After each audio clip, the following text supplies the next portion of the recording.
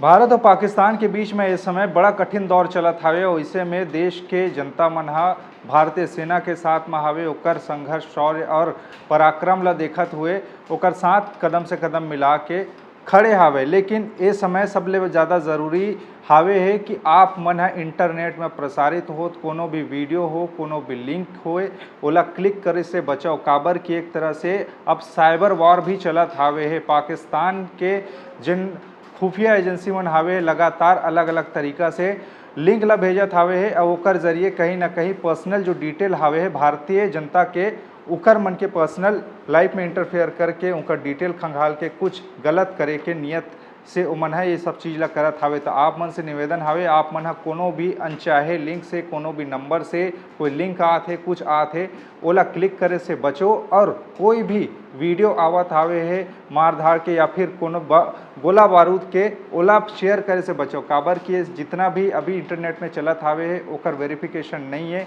अपुष्ट खबर हावे, अपुष्ट वीडियो हावे है। जब तक एकर पुष्टि नहीं हो जाए तब तक आप मन ओला फॉरवर्ड करे से बचो। काबर कि युद्ध लड़त है सेना हा, लेकिन आप मन ला घर के भीतरी में रही के भी इकर मन से युद्ध लड़ना है। ऐसा मन ला फॉरवर्ड करे से बचना है संगवारी।